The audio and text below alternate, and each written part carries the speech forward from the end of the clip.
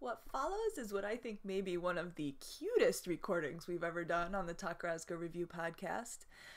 But a couple of months ago, Kitty-chan and Lella and their friend Jess went and saw Caleb Hunt, Private Eye, and kind of spur of the moment, they decided to do some live fangirling.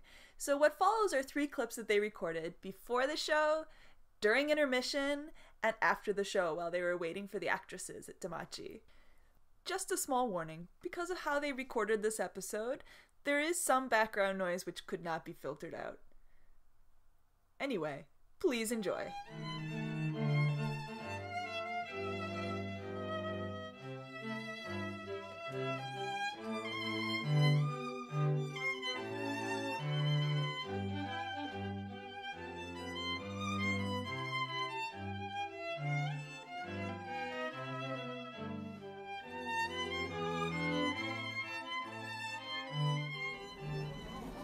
I might do a bit of a recording for the podcast just now, before the show starts. So I've already turned on the recording. All right.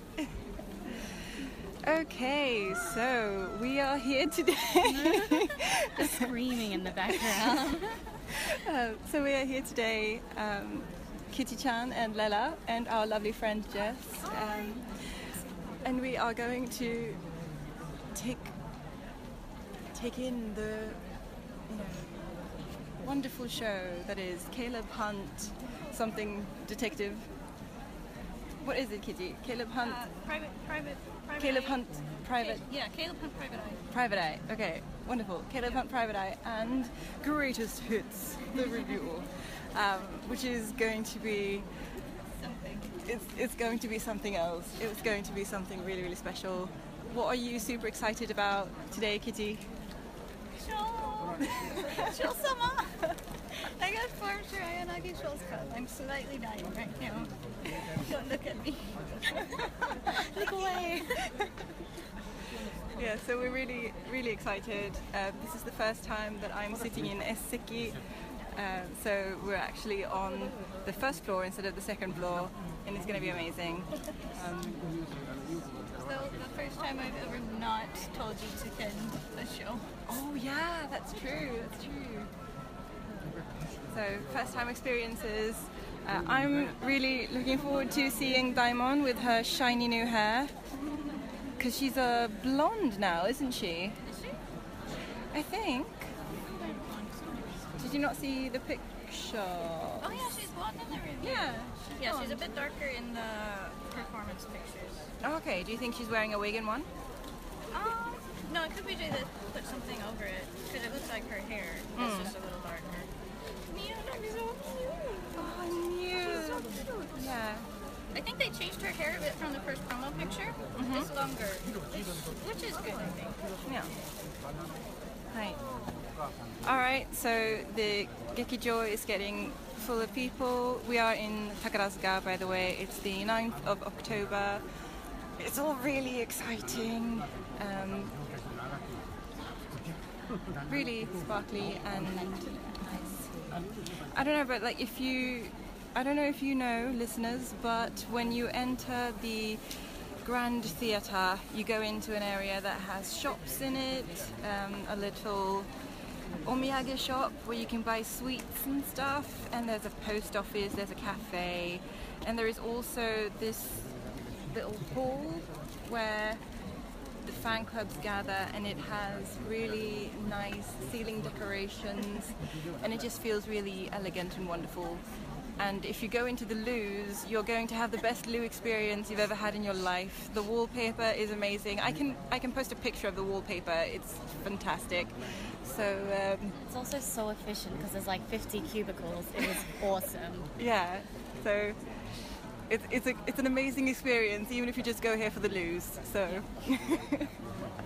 All right. I think the show is about to start. So I'll see you in the intermission. Bye.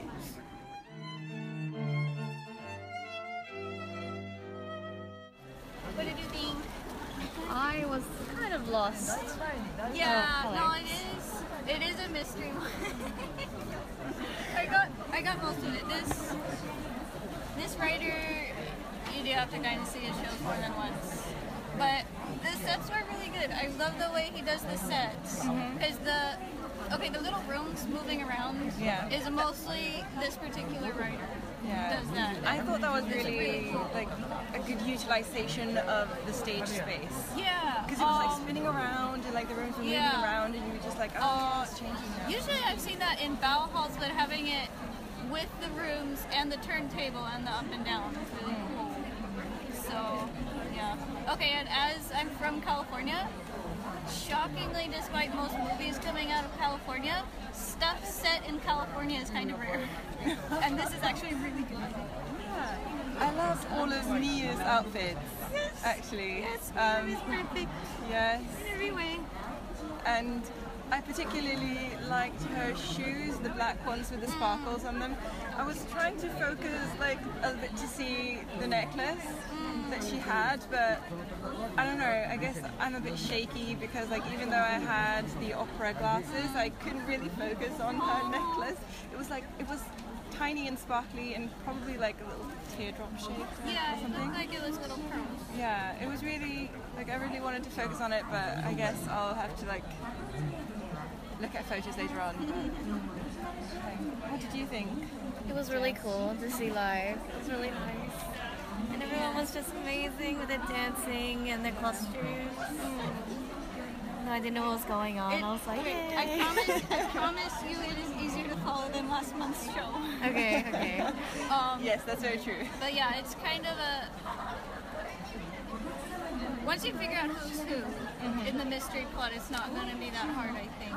Yeah. I'm probably going to come back and told you to in either 2 or 3 weeks, whenever the song comes out. So you can see it again. But yeah. Oh, I'm so happy Sho got to do so much though, because I was worried, but she's actually not even very far behind Saki. And I was, when the cast list came out, I was disappointed she didn't get the villain part, but I think she got more scenes than Meiko did, honestly. I didn't really keep track of like how many scenes they had or anything, but Ayaka Sasakina and Daimon had at least 2 songs together that was kind of mostly them singing, and they sounded really, really good together. So that pleased me immensely. Really Saki was so cute. Although I liked her part. yeah, they had put makeup on her little mole. Gas. Yes. Shame on them. Always show her mole, please. I love it. No, I guess they were going for a different aesthetic this time. But I really liked the song selection for the club scenes. Like, Yeah, it's really good. they had Diamonds Are a Girl's Best Friend. Yeah. And it was like, I don't know if I had something going on in my mind that was like, if I've seen like some Shonichi thing or whatever, but like, I was thinking about that song when we were going in, and I was like, Diamond is a girl's best friend, right? So that surprised me, but it must be some kind of like that I've heard it before. It must be. I think they might have done it in another review. So maybe I think about it, but yeah, I don't know. Maybe they were I think we playing were it just in some talking like about Daimon a lot. Shonichi. We've done that. That's true. Love her hair, seriously. She looks great. She's amazing. They're all amazing. You know the nicknames, right? Or Daimon? Do you know who Daimon is? No, sorry. Okay, No. Daimon is the one who is playing the detective's best friend. She's the one who ended up in the wheelchair. Oh, okay. Yeah. But the actress's name is Nozomi Futo, but her nickname is Daimon for reasons I won't say now. Alright, so Daimon did not end up permanently in a wheelchair in this show. We would just like to clarify that. We was really funny. we won't say why this happens because we don't want to spoil everything for you, but just for clarification. Honestly, it reminded me of Perry Mason, just because Perry Mason is the only detective show I know set in California. Yeah, they did really clever things. He's good at detective and mystery stuff. It's really quite good. I was a little bit scared that they were gonna do something and make Daimon go bad in the end or something because she's so good at doing bad big bad villains. So I'm really happy Yeah, there's that they honestly, didn't go that direction. except for Reiko's characters, nobody is really dislikable. It's I like that about things. Yeah. There's nobody you really have to dislike. Yeah, in that sense, the They're plot all is trying to really work predictable things out. because you know who the good guys are, you know who the bad guys are, kind of thing.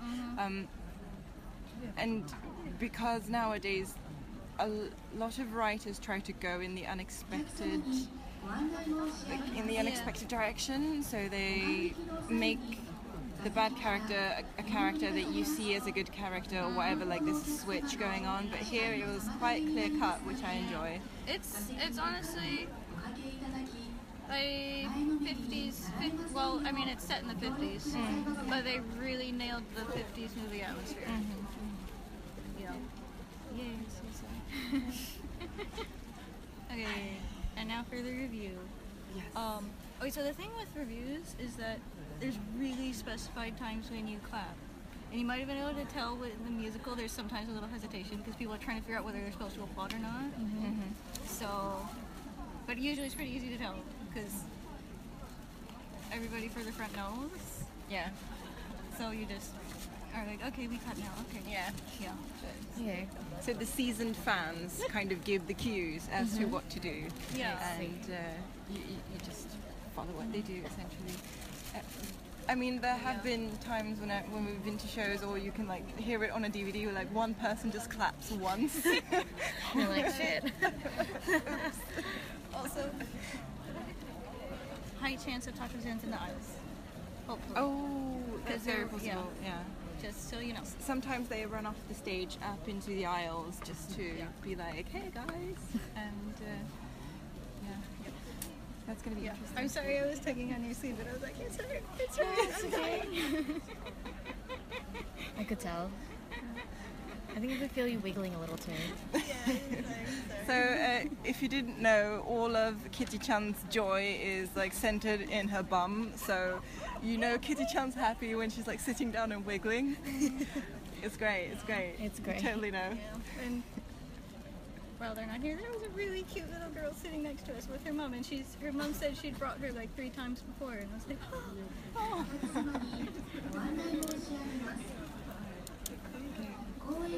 All right. So I think the intermission is going to go on for a little while longer, but we're probably gonna stop recording now, I guess. Yes. Hi. All right. I'm looking forward to this review. Yes, I am too. Like, we haven't really told Jess what's going to happen during this review, because we have seen the photos, and Jess has Kitty's not. just rubbing her hands evenly on the side, yeah? So we are looking forward to what her reaction is going to be like. I think that this is going to be cracktastic, and yeah, we're just looking forward to it. All right, see you after the break. Well, no, sorry. See you after the review. Yep. はい、以上です。はい。素晴らしい。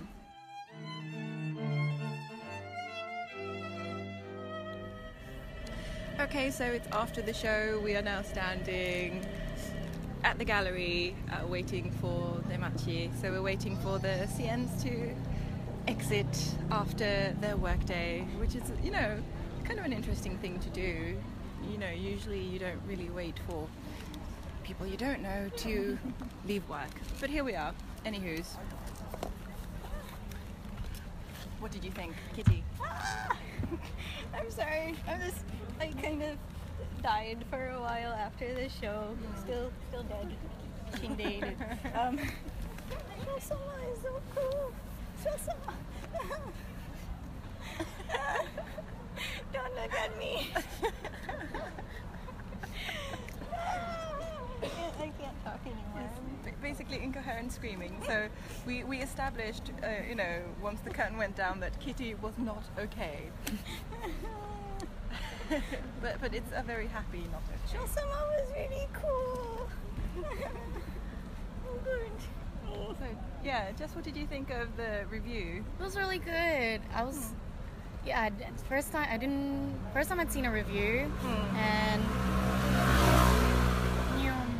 and it was like, yeah, not what I was expecting, but way better than what I was expecting at the same time. Was it worth the evil hand rubbing? It was. And they pulled out the stairs. I was like, there are the stairs. Yes.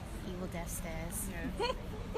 And an interesting thing about sitting in Eseki was that we were able to see, because I've never sat that low before, so we were able to see at the top of the stairs before they walked down, and I thought that was like an interesting angle on the whole thing. It made it even more confusing about when to clap at the finale though. I always get confused when they come down the stairs, and it's like, because you feel people are clapping. I'm not sure if they're clapping for the person I want to clap for, but I'm going to clap. Yeah, no, they're probably not, because like they clap for the like person when who's they're like at the front of bowing. the stage who is bowing. That's the people that's the person they clap for.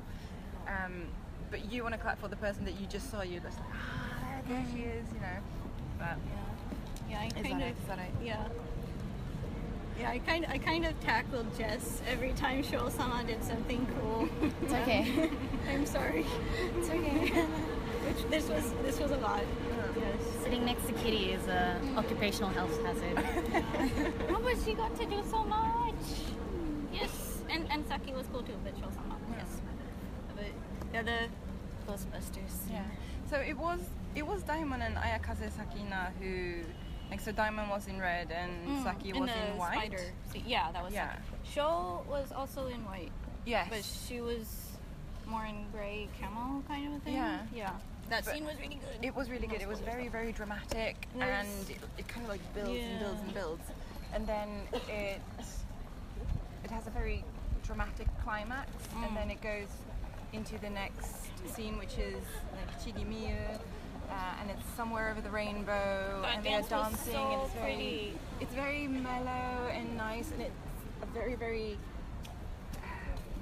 I mean, it's a really, really great way to end the dramatic mood of the previous number with that kind of like very soft kind of gentle mood. So I really enjoyed that. I think sometimes I see the photos or watch videos from reviews and I'm just thinking like, oh, how does it all tie together? But then when you watch it, you're just like, oh yeah, it really fits so well because they have these moods that they want you to go through, like, to feel it. So. If you've only seen the silly Halloween and Christmas photos, there's some really, really, really quality stuff in this review. Yes, definitely. Notably, there's a scene early in it that I think fans of Nijinsky will be very interested in. Yes. I really, really, I loved the opening to that bit, like the opening to that number. I wasn't quite as keen on the rest of the number. I mean, because it's like Chigi is like singing and it's really nice, and it's like very sparkly in the background, and then a curtain goes up and there's Daimon and it's like amazing, and then I don't know what her name is. There's a Musumiyaku, I think, who is singing, and she has a very nice voice. I'm not going to say that it isn't a nice voice, it's just that they pitched it quite high, so it's a bit difficult to listen to. I think I felt like that. I thought it was alright, because it is actually an extremely high song. It is. And the amount they pitched it down for Chigi would have left anyone singing at a female range above it in an awkward spot. Yeah, but I just felt like it didn't really... I'm wondering if it was Misaki Rin, but yeah, it was a really nice arrangement, but hit at an awkward spot for the actress's range. But I wanna get... Oh, warning. This review, I'm sure, is going to get slaughtered for the DVD. You think? Pretty sure. Because it has Berlin and it has Porter. And those are two estates that are very tight. Yeah, there was a lot of stuff in it. That's very true. So, yeah. And there was... You might end up waiting for the TV performance. I mean, the play is, in my opinion, worth buying the DVD for if you like the script writer. But don't expect to get the review very intact. I mean, it could be there will be a miracle. But we're not expecting one. Yeah. So, there were a lot of songs. There were a combination of, like, it was kind of a medley in a sense.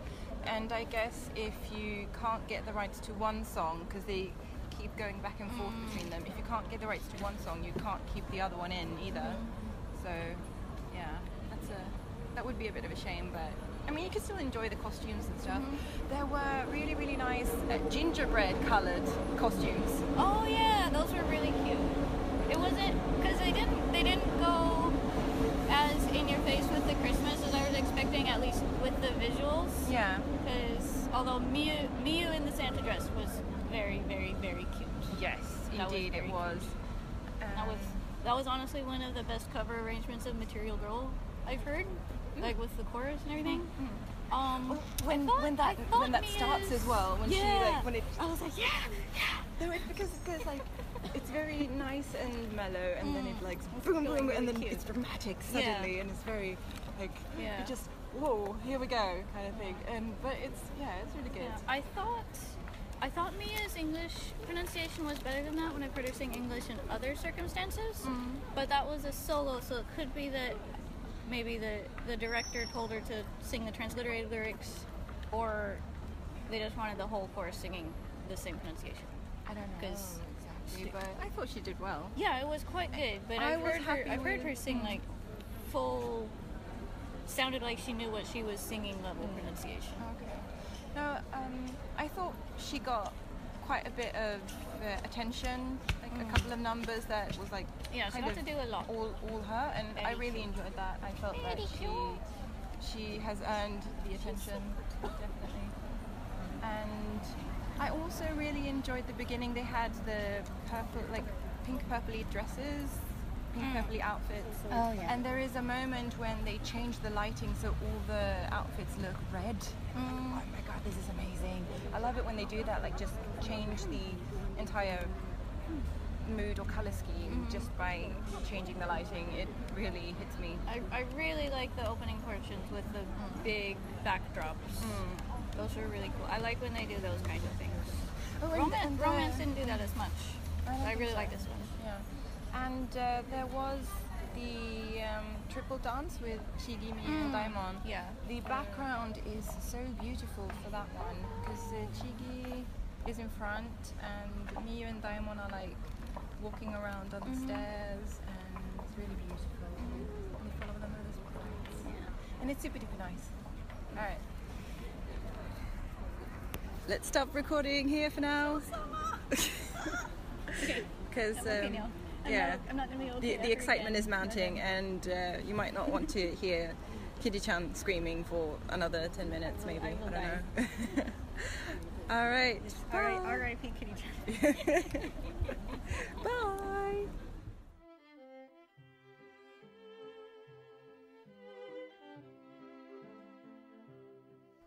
Many thanks to Michael B. and the Arcanum String Quartet for their wonderful arrangement of Sumire no Hana Sakugoro.